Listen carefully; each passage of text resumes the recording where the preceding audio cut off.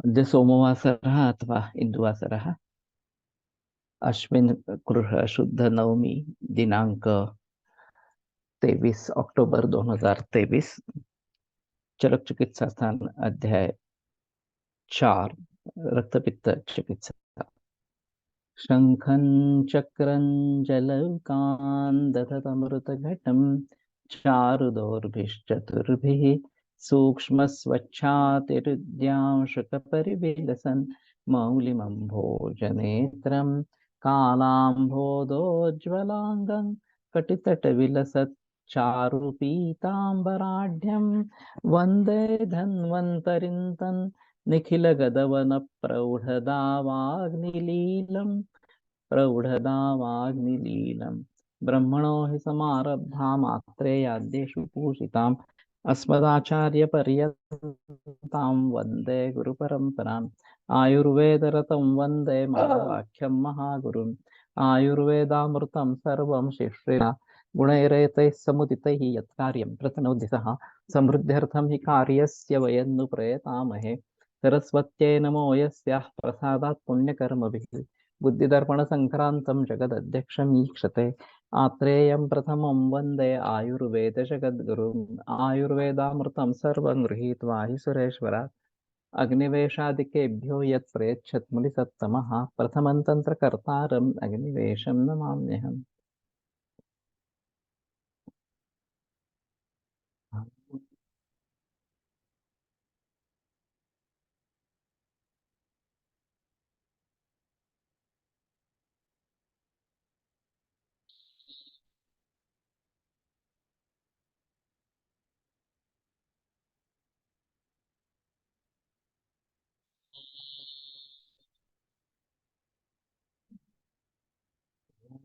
शांति शांति शांति।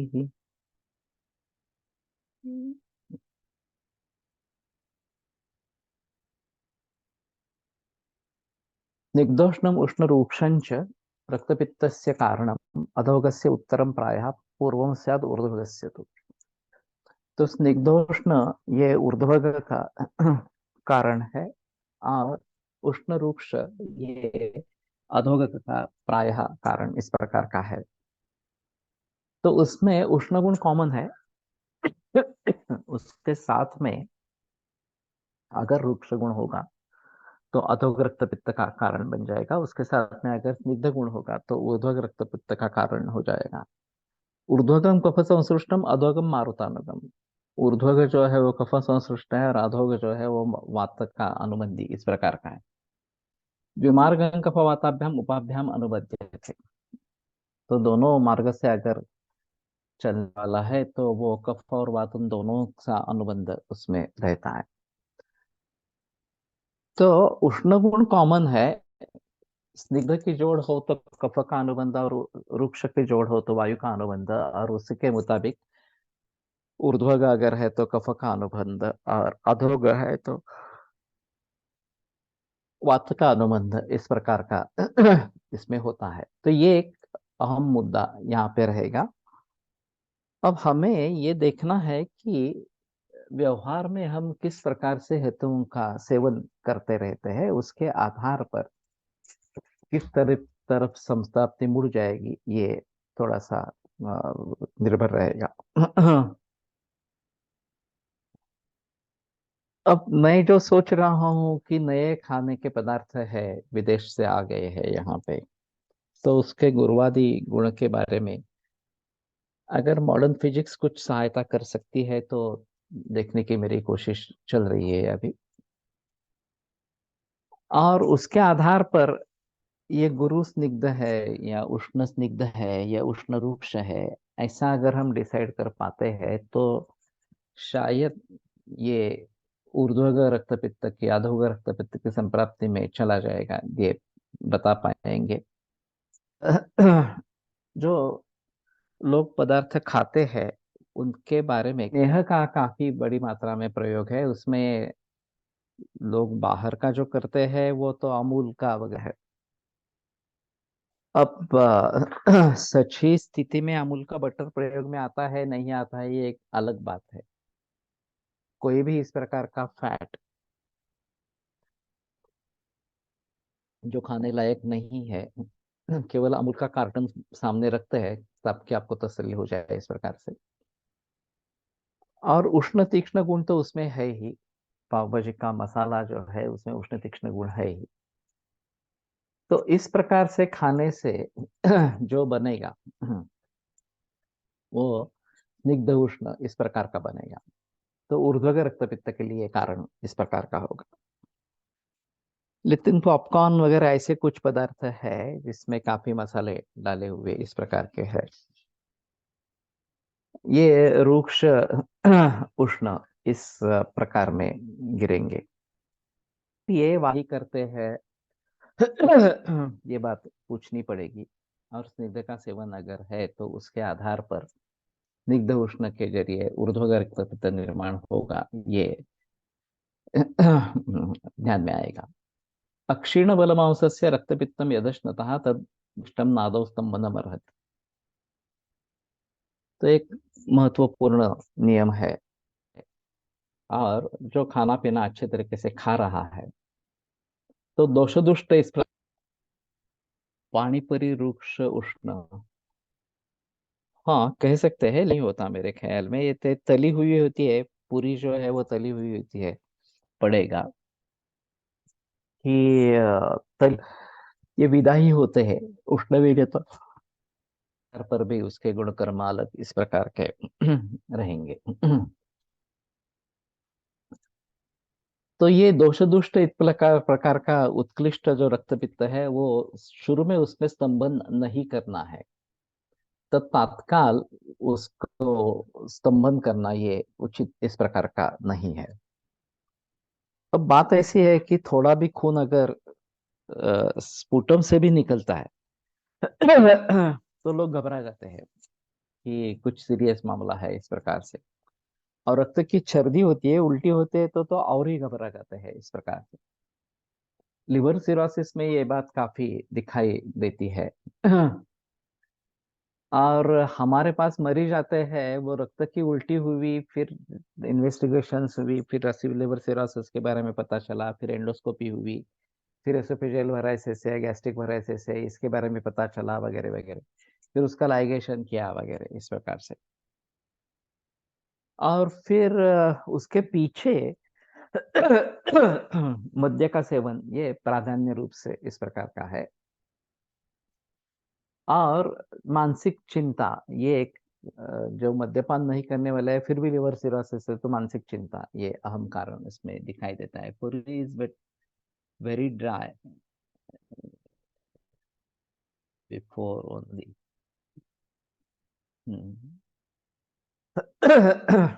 तो ये थोड़ा सा देखना पड़ेगा कि ये रुक्ष और शुष्क में अंतर है।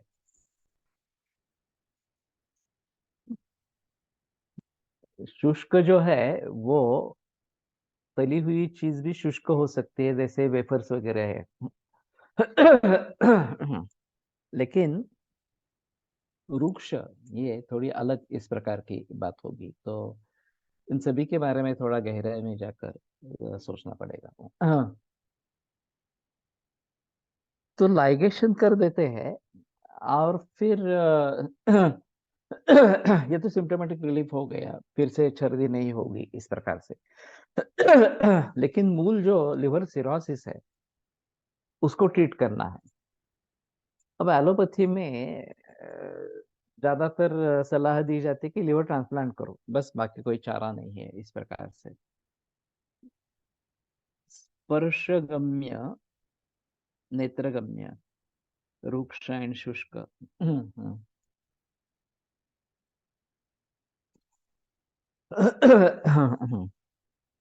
तो थोड़ा गहराई में जाकर सोचना पड़ेगा। अभी ऐसा तत्काल उसका कुछ जवाब दे सकते हैं ऐसा नहीं है, लेकिन इसके बारे में सोचना जरूरी इस प्रकार का रहेगा। तो अगर ये व्यक्ति अक्षीण बलमांस इस प्रकार का है और खाने पीने वाला है,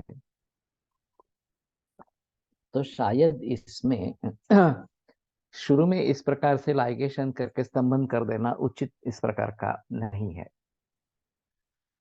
लेकिन लोग तो घबरा जाते हैं और फिर एलोपैथी के शरण में जाते हैं, तो वो ये सब कर देते हैं इस प्रकार से। और फिर हमारे पास पॉसिबिलिटी है, हम वो आते हैं इस प्रकार से। तो ये सभी बातें ध्यान में रखनी चाहिए। रुक्ष खर एंड परुष मोर एंड मोर स्पर्शगम्य। ठीक है, मैं मानता हूं कि एक स्वतंत्र विवेचन का विषय है,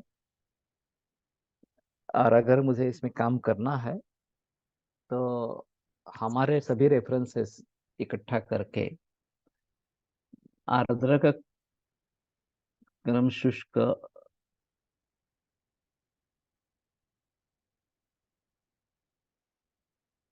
आर्द्रता कम शुष्क, स्नेह कम रुक्ष। ये बात हो सकती है।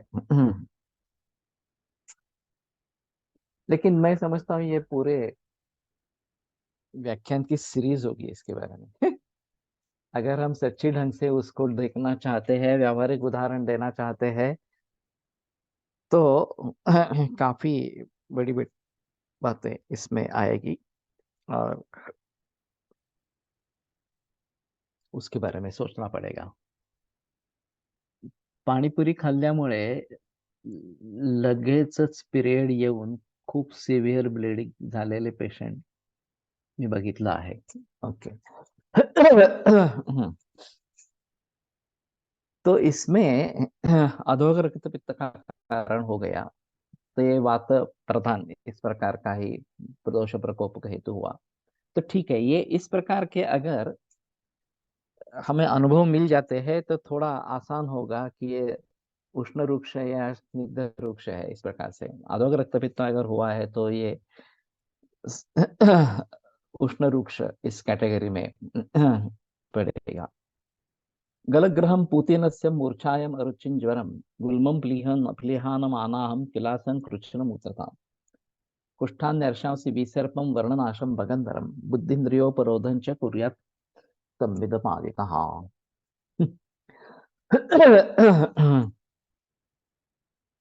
तो ये बड़ी इस प्रकार की लिस्ट है कि इस प्रकार के दुष्ट रक्त का अगर स्तंभन किया जाए, वो अभी रक्तपित्त की बात कर रहे हैं, लेकिन चाइनीज सॉसेस स्निग्ध उष्ण। ओके। एक बार एक काम करो, क्योंकि ये सभी रेफरेंसेस जो है ना, वो किसी एक ग्रुप में डालो, और गुरुवादी गुण इस प्रकार का उसका शीर्षक लिखो, और फिर जो भी जिसको कहना है वो उसमें डालते रहे, और फिर उस सभी के बारे में गहराई में जाकर थोड़ा सोचेंगे, अनुभव क्या है ये भी देखेंगे। तो गलग्रह पूतिनस्य मूर्छा अरुचि ज्वर गुल्म प्लीहा आनाह किलास मूत्रकृच्छ कुष्ठ अर्श विसर्प वर्णनाश भगंधर बुद्धि इंद्रियोपरोध, ये भी इसमें बात शामिल हुई है। ये अशुद्ध रक्त के जरिए उसका स्तंभन अगर किया जाए तो निर्माण होते रहते हैं। तो ये काफी महत्वपूर्ण मुद्दा है। मैंने एक केस सुनी थी कि कोई औरत पानी भरने के लिए कुएं पर गई थी, और फिर वो कुएं में गिर गई। जब बाहर निकाला और उसकी इमरजेंसी से वो बेहोश थी इस प्रकार से। कोई अच्छा वैद्य था। तो उसने रक्तमोक्षण करवाया, ये पानी का सिंचन वगैरह मुफ्त किया, लेकिन रक्तमोक्षण करवाया। रक्तमोक्षण करने के बाद उसको होश आ गया इस प्रकार से।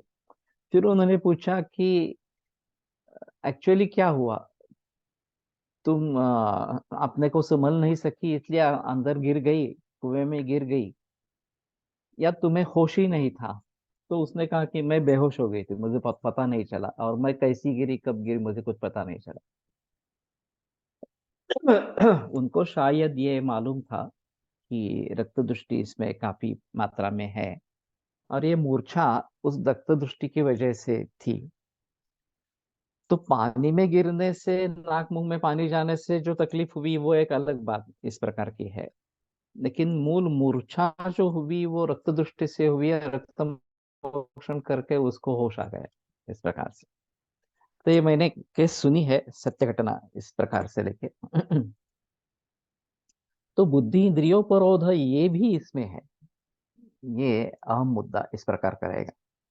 अब शरीर खुद उसको निकाल रहा है तो बेहतर बात है, निकलने जाने दो इस प्रकार से।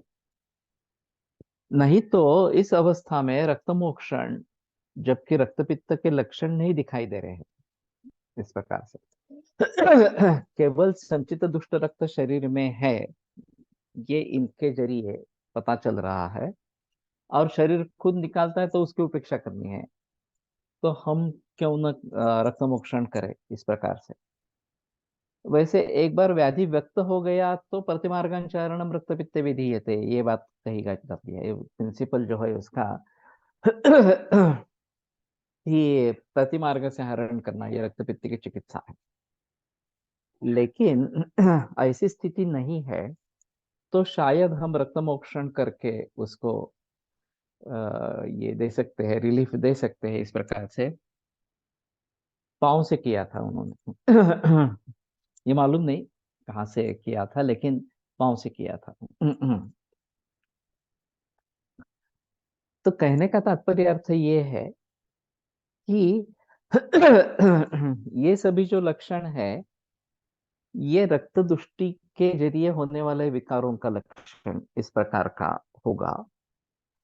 और फिर उसमें रक्तपित्त प्रकट नहीं हुआ है, फिर भी ये लक्षण दिख रहे हैं, तो शायद इसमें रक्त मोक्षण ये अहम चिकित्सा हो सकती है।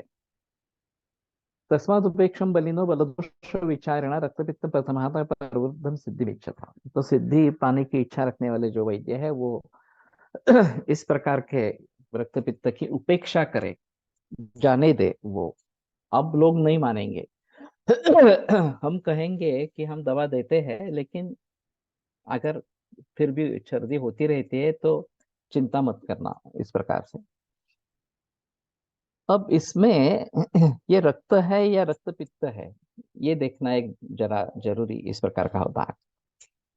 इनका जो कहना है, श्वकाक भक्षणात् रक्तम अन्यथा रक्त पित्त। कुत्ता और कौवा अगर वो रक्त की उल्टी हुई है, खून की उल्टी हुई है, उसको चाटता है तो समझ लेना है रक्त है, और नहीं चाटता है तो ये रक्त पित्त है, तो पित्त ही इसमें ज्यादा है, उसको रक्त वर्ण प्राप्त हो गया है। और दूसरा गमक जो उसका है वो थकान कितनी है नहीं है ये भी देखना है, हीमोग्लोबिन परसेंटेज कितना कम हो गया है ये भी देखना है इस प्रकार से। तो इस स्थिति में तारतम्य विवेक रख के चिकित्सा करनी है। पाण्यातच पडले तर जलसिंचन का। ऐसा है ना कि त्रिलोक दोपेश्वरकर ने एक केस बताई थी। वो किसी मरीज के घर ऐसे ही गया था। वहां एक बूढ़े गृहस्थ थे, और अचानक उनको मूर्छा हो गई। तो ये वैसे ऐसे ही घर पे गया था, कोई काम नहीं था, निमित्त नहीं था। तो ये सामने हादसा हुआ तो उसने फिर उसको ट्रीट करना आरंभ किया, और सिंचन मुक्त करना आरंभ किया जोर जोर से।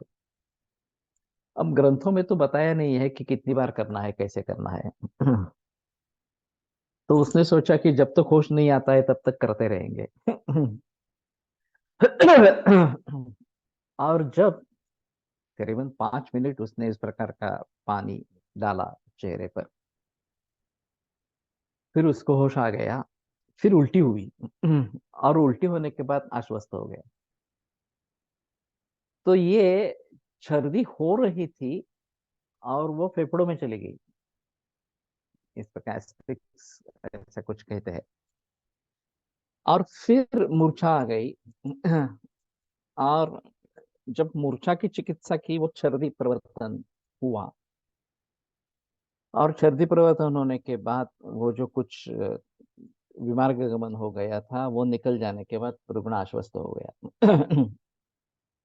एस्फिक्सिया, हाँ, इस प्रकार से। तो भ्रम लक्षण टोल्ड इन रक्तगत ज्वर। ओके।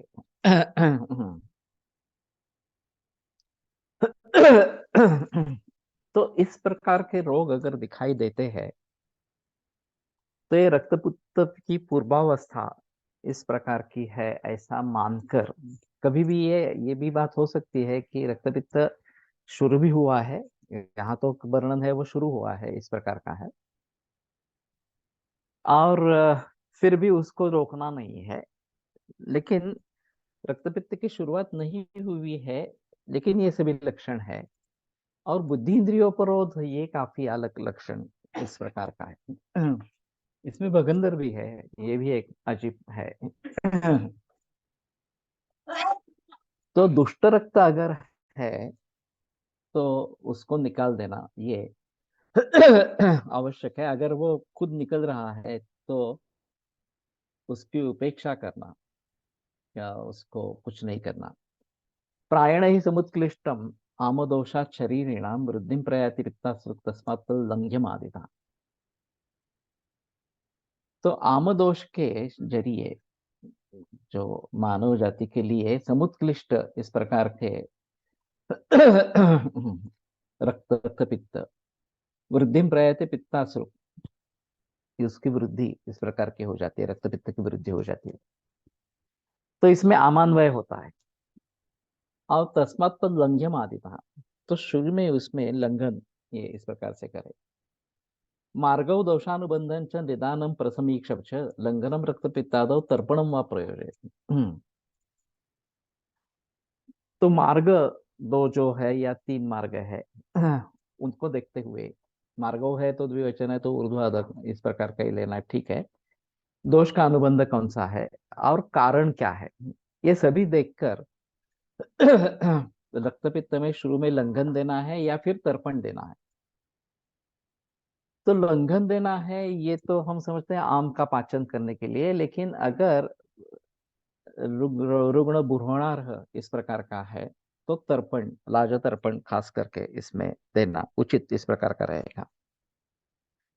तो अभी इसका निदान रक्तपित्त करे, लिवर सिरोसिस के जरिए ये रक्तपित्त निर्माण हुआ है, या भी इन्वेस्टिगेशंस के जरिए सामने आ जाता है। लिवर फाइब्रोसिस की भी बात हो सकती है। और फिर बाकी विकार भी हो सकते हैं, कि स्टमक का कैंसर हो, इसोफेगस में कैंसर हो, वगैरह वगैरह, इस प्रकार की बातें भी हो सकती है। तो अभी आधुनिक वैद्य के सहायता से परीक्षणों के द्वारा, इंडोस्कोपी एक अहम परीक्षण है इस अभी में, डायग्नोस्टिक और ट्रीटमेंट भी उसमें होती है इस प्रकार से। लेकिन एलएफटी और सोनोग्राफी पेट की, ये भी काफी मायना इस प्रकार की रखती है। और फिर उसके आधार पर आधुनिक वैद्य के द्वारा निदान निश्चित इस प्रकार की हो जाती है। अब उसको हमारे हिसाब में कैसे सोचना है, किस दोष का अनुबंध कैसे सोचना है, और हमारे हिसाब में तो कारणों का जिक्र करना ही है। ये एलोपैथी में नहीं होता, तो वो कारणों का जिक्र करना ही है। और काफी मरीजों में एस्पिरिन जैसी दवा, एंटीकोएगुलेंट्स, ये एक अहम कारण होता है। हृदरोग के लिए एस्पिरिन की दवा प्रचलन में रहती है। उसका डोज 75, 100, 150 कुछ भी हो सकता है। प्रदर होऊन वातरक्त होताना दिसतो असे पेशंट नोटेड। ओके। तो ये उसका ये बदल गया। जो कार्य रक्तपित्त के जरिए दिख रहा था, या रक्त प्रदर के फॉर्म में दिख रहा था, वो वात रक्त में चला गया, इस प्रकार का ये थोड़ा सा रहेगा। इसमें वातरक है क्या?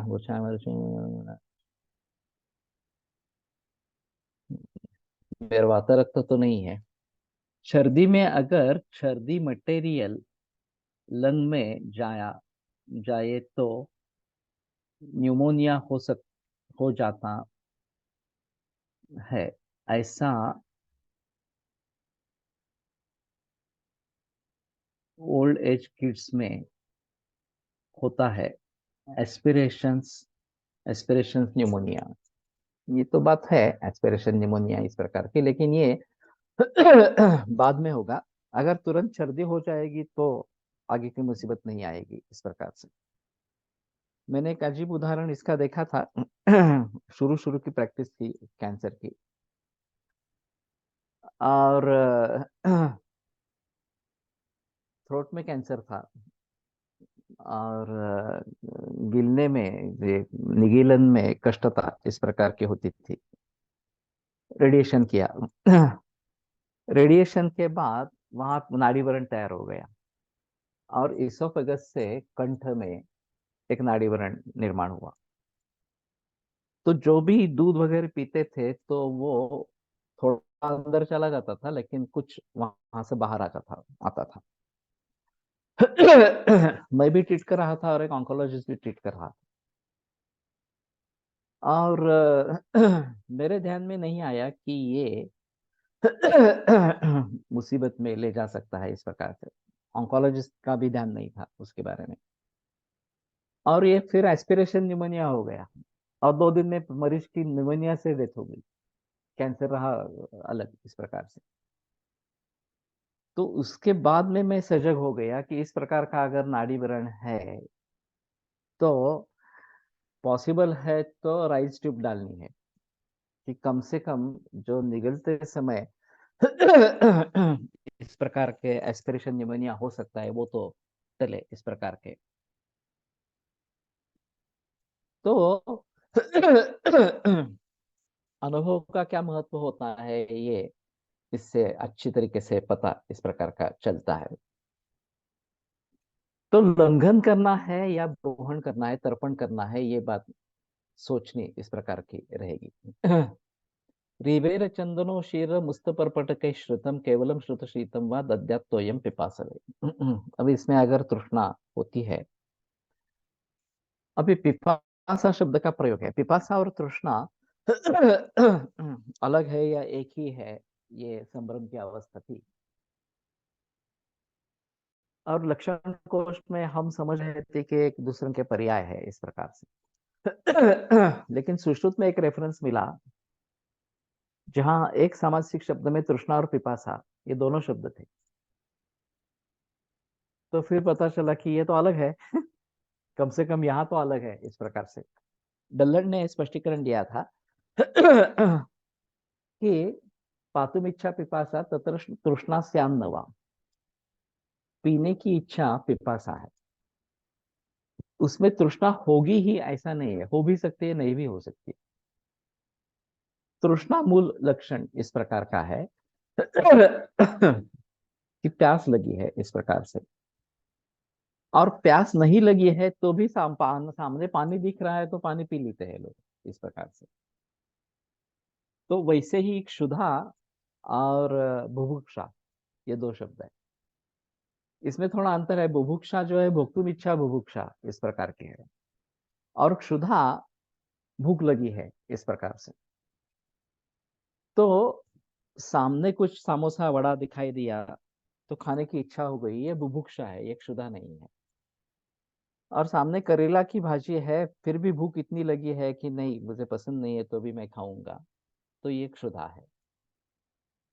उसी प्रकार से सामने पानी है फिर भी पीने की इच्छा नहीं है, मैं नहीं पीता, तो तृष्णा भी नहीं है, पिपासा भी नहीं है, इस प्रकार से। लेकिन पीने की इच्छा है, तृष्णा नहीं है लेकिन पीने की इच्छा है, तो ये लोग कोल्ड ड्रिंक्स वगैरह ऐसे ही पी लेते हैं। पानी पीने की इच्छा होती है इसलिए पी लेते हैं, तो ये पिपासा कैटेगरी में जाकर गिरेगा। और फिर पिपासा लक्षण किन किन रोगियों में है ये देखना जरूरी इस प्रकार का होगा। तो पिपासा मे और मे नॉट बी तृष्णा, ये यही है।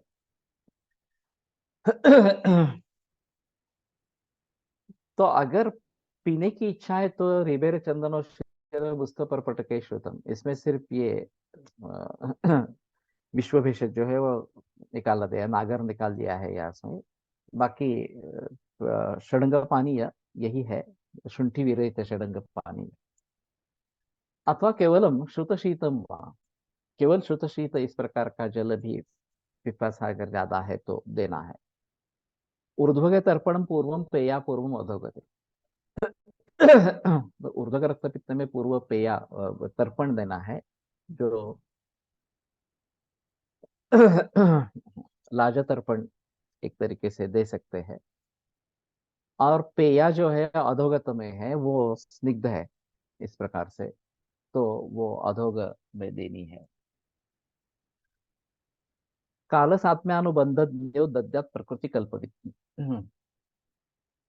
तो काल सात्म्य अनुबंध जानने वाला इस प्रकार का वैद्य, प्रकृति और कल्पवित ये जानने वाला वैद्य। तो मूल द्रव्य की प्रकृति क्या है और उसके कल्प क्या है, किस प्रकार के है, कौन से कल्पना प्रयोग में ला सकते हैं, उसको देखकर क्या देना है ये जरूर इस प्रकार का रहेगा। जलन खर्जूर मृद्विका मधु कही सपरुष कही श्रुत शीतम प्रयुक्तव्यम तर्पणार्थ से शर्करम। तो तर्पण अगर करना है तो खर्जूर मृद्विका मधुक मोह इस प्रकार का, और परुषक फालसा, फालसा का शरबत यहाँ पे ज्यादा प्रचलन में नहीं है, लेकिन उत्तर में, उत्तर भारत में काफी प्रचलन में है। श्रुत शीतम प्रयोक्तव्यम, श्रुत शीत इस प्रकार का ये करना है। तर्पणार्थ है सशर्करम, और उसमें भी शर्करा डालनी है। तो अभी इसका मंथ भी बना सकते हैं। खरजूर मृद्वी का और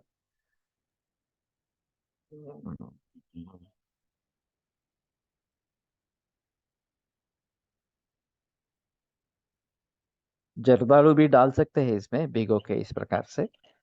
फालसा है क्या? फालसा डाल सकते हैं, फालसा भी मालूम नहीं यहाँ पे किस तरीके से मिलता है। और फिर पानी में भिगो के रखना, हिम करना इस प्रकार से, और फिर मंथन करके उसमें शर्करा डाल के पीना इस प्रकार से। तो ये काफी मरीजों में मैंने प्रयोग किया है इसका। और हे दूध आलस नहीं का आपको लेंस मरीजों में इसका प्रयोग किया है, खास करके कैंसर में जब जलन बहुत ज्यादा इस प्रकार की है केमोथेरेपी के जरिए और उष्णता बढ़ गई है तो इसमें और तात्काल तर्पण कुछ देना है, तो इसका मंथ इसमें इसमें सत्तू भी डाल सकते हैं, ये भी एक अलग बात है।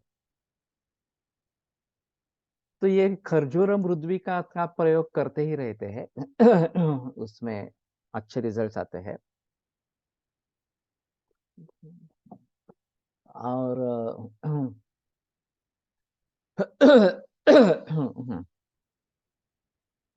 तर्पणम सघृत क्षौद्रम राजचूर्ण प्रदापतेत ऊर्ध्वकम रक्तपित्तं तत्पीतं काले व्यपो होती। तो लाजर चूर्ण सघृत क्षौद्र इस प्रकार का फिर पानी डाल के ये मंथन ऐसा करके अगर तर्पण देते हैं तो ऊर्ध्वक रक्तपित्त में वो अच्छी तरीके से काम करता है। और बनारस में फालसा शरबत वापरते हैं। तो यहाँ पुणे में या महाराष्ट्र में फालसा इस प्रकार का उपलब्ध है नहीं है मालूम इस प्रकार का। मंदाग्ने रमल सात्म्याय तत्सामलमपि कल्पयेत दाढ़िमामलकैर्विद्वान अम्लार्थे चानुदापयेत। अब ये जो बात कही गई है, अम्ल साथ में जिनको है उस प्रकार के व्यक्ति को मंदाग्नि अगर है तो दाणिमामलक से अम्ल करके भी दे दे, अम्लार्थम शानुदापय, इस प्रकार से साम्ल उसका प्रयोग करना है। दातार गुरु जी का जो कहना है कि अगर शरद ऋतु में गर्भधारणा हुई है तो इनको अम्ल साथ में होता है और पसंद भी होता है। दो कैटेगरीज दिखते हैं, तक्र प्रिय होने वाले और तक्र नहीं चाहिए ऐसा कहने वाले, इस प्रकार से। जो तक्र प्रिय है वो प्रायः शरद ऋतु में उनका कंसेप्शन हुआ, इस प्रकार की बात दिखती है। और जो वर्षा ऋतु में जिनका कंसेप्शन हुआ है वो तक्र को पसंद नहीं करते और उनको वो सूट भी नहीं होता, साथ में भी नहीं होता। तो इस प्रकार के मरीजों को अम्ल साथ में होता है, जो शरद ऋतु में जिनका कंसेप्शन हुआ है।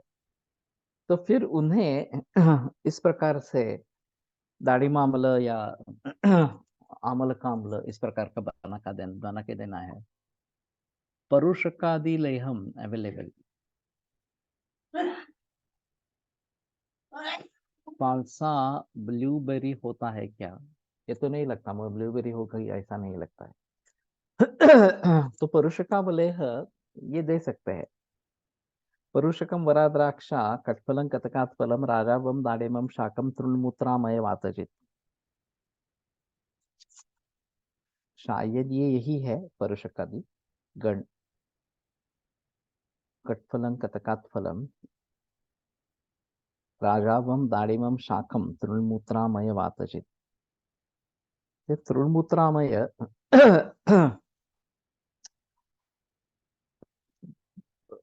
बीच में कभी मैंने परुषकादि लेह सीकड़ी में प्रयोग करना शुरू किया था, फिर से बंद हो गया।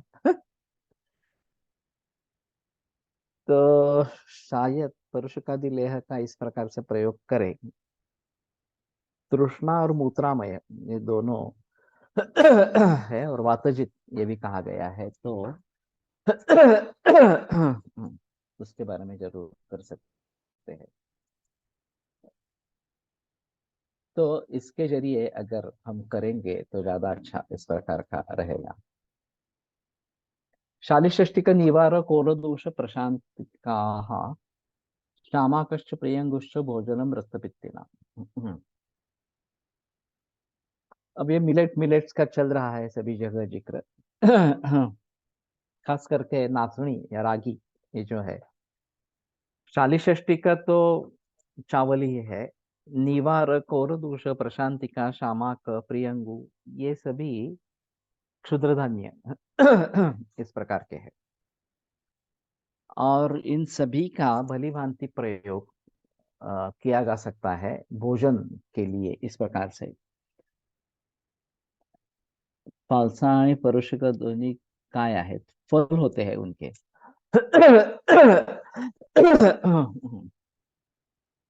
गंभारी म्हणजेच फालसा का? नहीं, वो काश्मीरी है।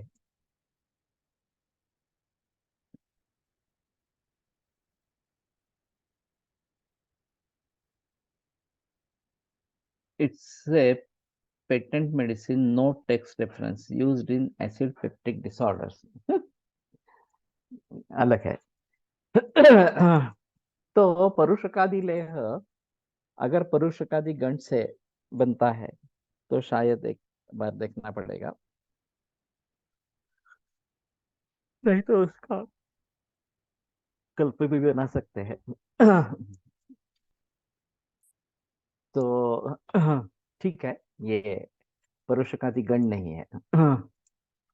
तो मिलेट्स जो है ये इसमें अच्छे काम करेंगे इस प्रकार से। वैसे मिलेट का प्रचलन अभी स्थौल्य के हिसाब से अच्छा है, मेदो रोग में अच्छा है, अपतर्पण करने वाले इस प्रकार के हैं थोड़े से। और प्रमेह के हिसाब से भी अच्छे माने जाते हैं। प्रमेह यानी कि मैं डायबिटीज कह रहा हूँ, डायबिटीज और प्रमेह में अंतर हो सकता है, लेकिन रक्तपित्त में इस प्रकार से मिलेट्स का प्रयोग हो सकता है। मुद्गा मसूरा चणका समकुष्ठ समकुष्ठाढकी फलाः प्रशस्ता सुपयुषार्थे कल्पिता रक्तपित्तिना। तो ये सभी तो आसानी से उपलब्ध है। और मुद्गा और मसूर का हम ज्यादा से ज्यादा प्रयोग करते हैं, लेकिन चणक, मकुष्ठक, आड़की फल, ये भी सभी सूप और यूष दोनों के लिए। सूप ये जो है, जो हम दाल कहते हैं, वो सूप इस प्रकार का माना जाएगा। तो ये बगैर तड़का या विद तड़का इस प्रकार की हो सकती है। और यूष जो है वो उसका पानी ये उसमें रहेगा इस प्रकार से। तो जो महाराज होते हैं खाना बनाने वाले, उनको संस्कृत में सूपकार ये संज्ञा है। और शायद इस सूप बनाने की कोई खासियत है जो सभी लोगों को, औरतों को नहीं होती है इस प्रकार से। मुझे पक्का याद है, हमारी एक नानी थी। वो जिस प्रकार से दाल बनाती थी, वैसी दाल मैंने चखी नहीं। और वैसे देखा जाए तो घर में गरीबी थी और कुछ साधन ज्यादा नहीं थे। जो भी ये काला मसाला वगैरह इस प्रकार से कुछ होता था, लेकिन उसका बनाने का तरीका कुछ अलग था। और इसीलिए उसको सूपकार कहना ही ज्यादा बेहतर इस प्रकार का है। निवार करू दोष शामाक म्हणजे कोणते धान्य, प्रशांतिका म्हणजे। अभी मैंने ये लाई है सभी। और शायद सोनाली ने डाल दिया था मुझे ये सभी मिलेट्स के बारे में जानकारी इस प्रकार से। सोनाली तुम हो क्या, तुम्ही ने डाला था क्या? मेरे व्हाट्सएप में है, मैं जीएसपीसी में शेयर करूंगा। हो सर, शेयर करते हैं। नहीं तो तुम व्हाट्सएप पे डाल दो। बेटर ऑप्शन हो है। सर। और मैंने इन सभी के बीज लाए हैं। और कोकण में मैं अभी रब्बी हंगाम में इस प्रकार से कुछ प्रयास करूंगा इसको ग्रो बैग्स में ग्रो करने का।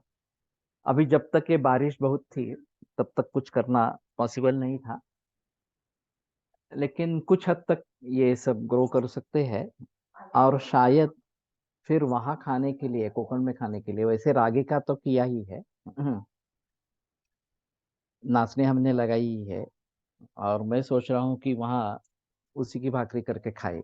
वहाँ हमारे ही खेत में पैदा हुई है इस प्रकार से। लेकिन ये बाकी भी मिलेट्स इस प्रकार से करके देखेंगे। और उसका भी कुछ प्रचलन लाने की कोशिश करेंगे इस प्रकार से।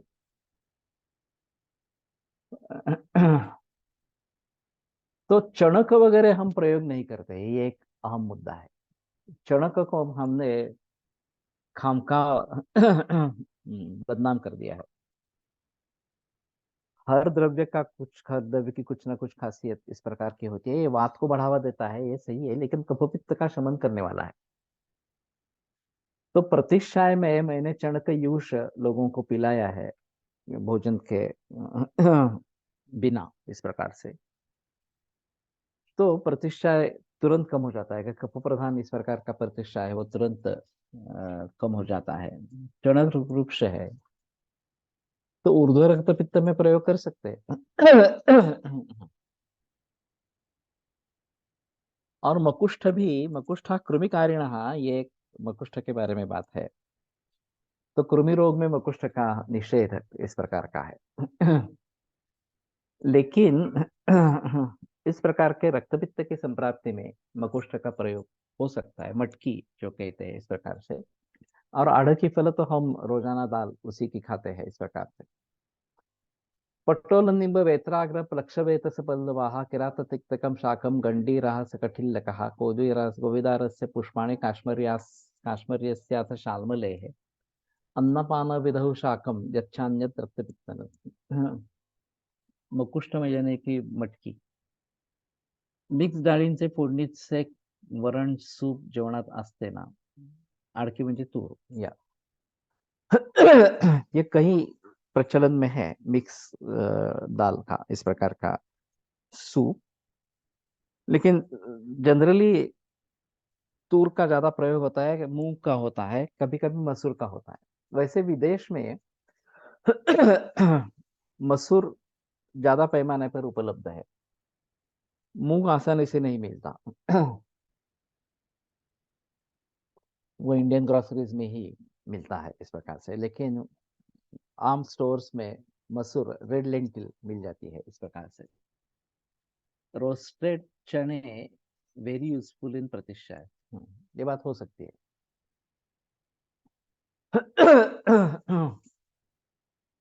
तो अगर स्निग्ध कफ गुरु कफ इस प्रकार का है तो इसमें ये चना अच्छे तरीके से काम कर सकता है। अभी ये पटोल निम्ब वेत्राग्र प्लक्ष वेतस पल्लव, इन सभी के पल्लव है इस प्रकार से। तो निम्ब के भी टेंडर इस प्रकार के कोमल इस प्रकार के पत्ते अगर है तो उसकी सब्जी बनती है। वेत्राग्र ये भी एक है, प्लक्ष वेतस ये भी पल्लव है। अभी वेतस हमने लगाया है वहां पे, मेरा आराध्य वृक्ष भी है पूर्वाषाढ़ा नक्षत्र का। लेकिन जितने बड़े पैमाने पर लगाने चाहता था वो नहीं पॉसिबल हुआ। अगले बरस में देखेंगे। वैसे अभी एक नई खोज निकली है, हाँ, कि विडंग वहां पे अच्छा होता है कोकण में। मसूर अश्रेष्ठ वेतस यानी कि बांबू, लेकिन ये कांटे वाला बांबू है।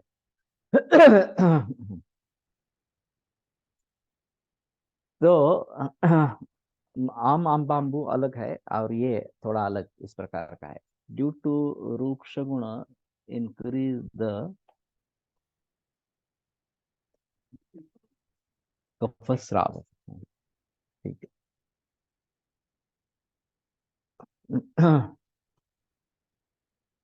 ये तो पता नहीं है मसूर का धर्मशास्त्र में कहीं विरोध है इस प्रकार से। अगर रेफरेंस डाल सकते हो तो ज्यादा अच्छा इस प्रकार का रहेगा।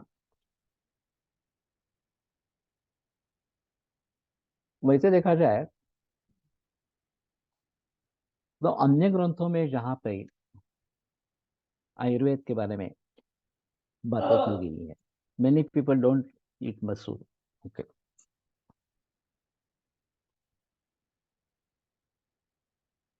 जैसे कि धर्मशास्त्र है, रामायण है, महाभारत है, गीता है, या फिर अन्य सभी शास्त्रों में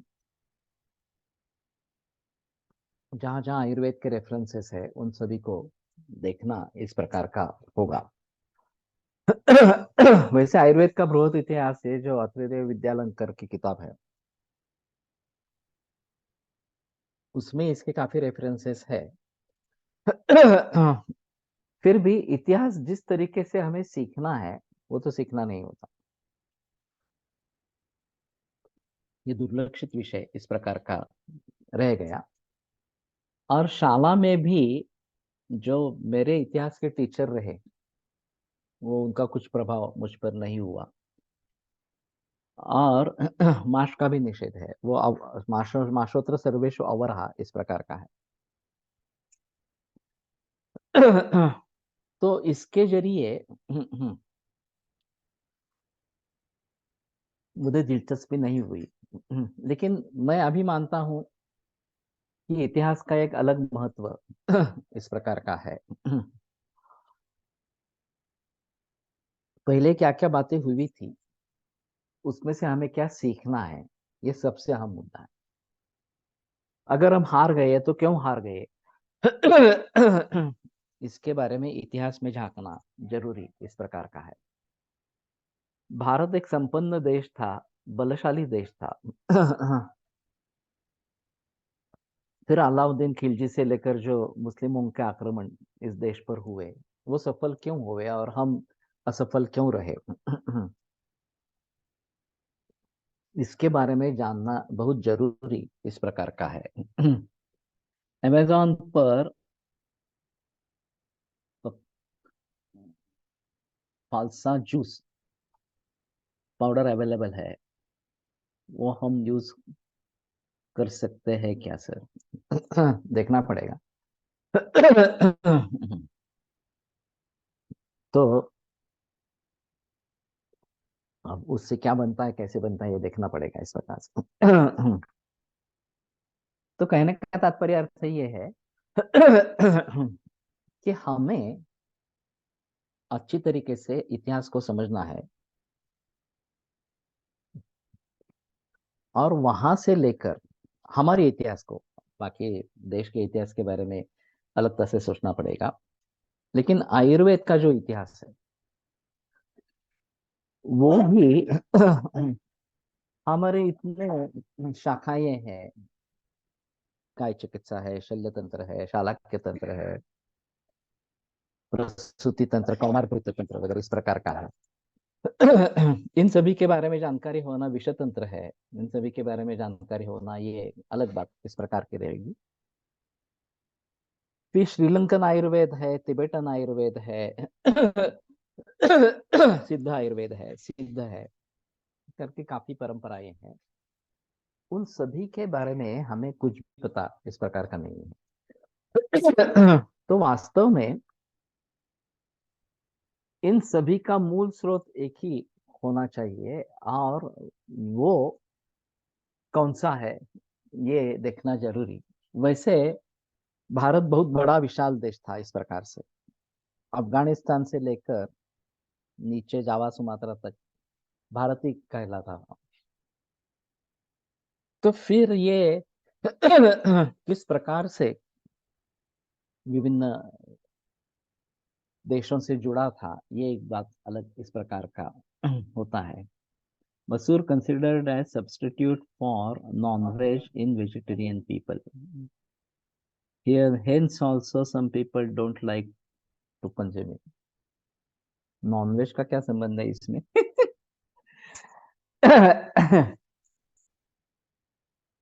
ठीक है। तो मैं चाहता हूं कि इतिहास के बारे में हम सजग इस प्रकार से अगर हो जाएंगे, और ये शुद्ध मिश्र बात जो आयुर्वेद में उभर आया बीच में, अभी उस समय में ऐसा ऐसी स्थिति थी कि जो शुद्ध आयुर्वेद करने वाले लोग थे, वैद्य थे,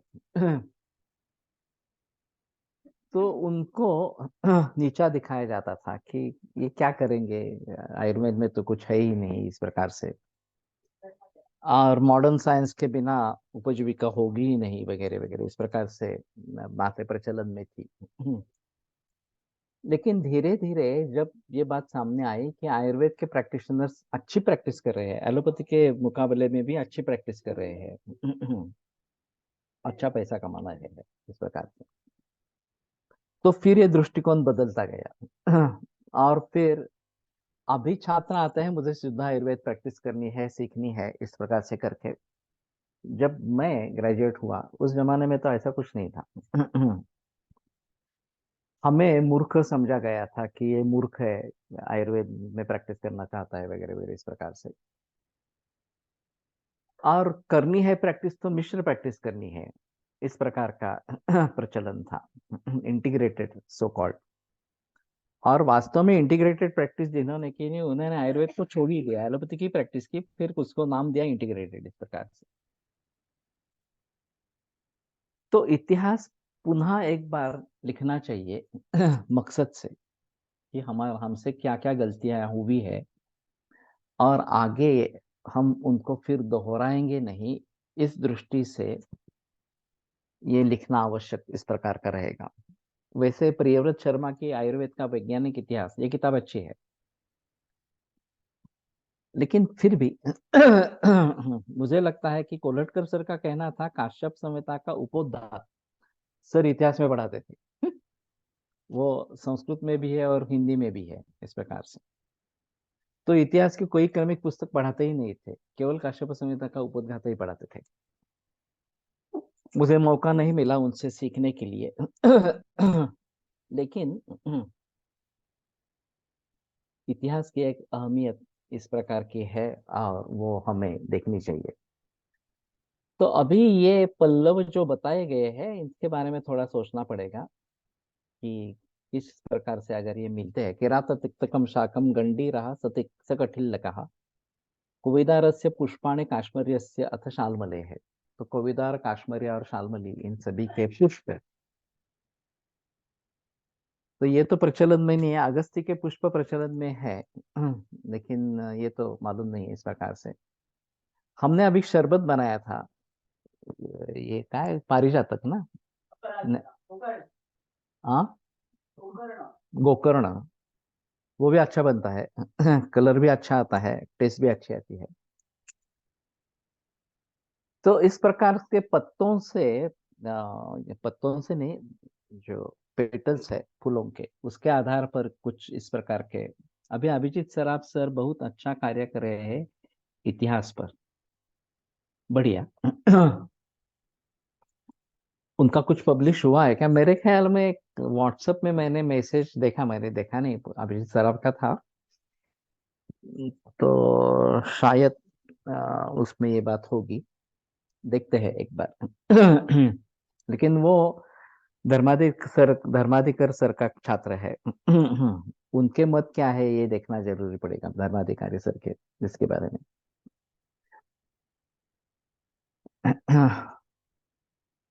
यच्छान्य रक्तपित्तनुत। तो रक्तपित्तनुत जो भी अन्य शाख है वो उसमें प्रयोग मिला है। इसमें वासा नहीं है, आश्चर्य की बात है, लेकिन वासा के पत्तों की सब्जी शायद बनती होगी, देखना पड़ेगा। शाकार्थम शाक सात्म्यानाम तक्षस्तम रक्तपित्त नाम। तो जो शाक सात्म्य है उनको ये शाक के लिए प्रशस्त है। स्विन्नम वा सर्पिषा भृष्टम युषवद वा विपाचितम पारावतान कपोतांश लावान रक्ताक्ष वर्तकान शशान कपिंजलान एणान हरिणान कालपुच्छकान रक्तपित्ते हितान विद्यात रसांस्तेषां प्रयोजे। तो स्विन्नम वा सर्पिषा भृष्टम, स्विन्न करके या घी में भर्जन करके, युषवद वा विपाचितम, या युष जैसे विपाचित करके इसका प्रयोग करना है। कितनी क्वांटिटी हवी ही भाजी, हा प्रश्न येतो सर। ज्यादा तो नहीं खा सकते हैं। वैसे टेस्ट अलग होती है, और जनरली देहातों में जो प्रचलन है उसमें रसोन और प्याज डाल देते हैं। तो प्याज एक बार ठीक है, लेकिन रसोन तो नहीं डालना है। सब्जी, कोई भी सब्जी बनती है तो देहातों में रसोन और प्याज प्याज के सिवा सब्जी बनती ही नहीं है। अभी उन्होंने आयुर्वेद में स्त्री वैद्यों के संदर्भ पर लेख लिखना, नवरात्रि ने शास्त्र प्रमाण सहित, बढ़िया। रेग्युलर माहिती नसलेले पल्लव शाक अमृता छान होते भाजी। तो गुड़ुची का इस प्रकार का पल्लव अगर लेते हैं तो उसकी सब्जी अच्छी तरीके से बन सकती है। तो ठीक है, यहाँ पे रुकेंगे और फिर आगे बढ़ेंगे। आयुर्वेद प्रकांड निगदित इह हि शल्यतंत्र प्रधानः शिष्येभ्यः शाश्वतोऽयन्निखिल जन कृपा व्याप्त चित्तेन येन आयुर्वेदस्य वाञ्छन् पुनरपि भुवने ताञ्च सुष्ठु प्रतिष्ठां श्रेष्ठं धन्वन्तरिं तं प्रणमति च सदा वैद्यवर्गो हि नूनम्, वैद्यवर्गो हि नूनम्। हाँ।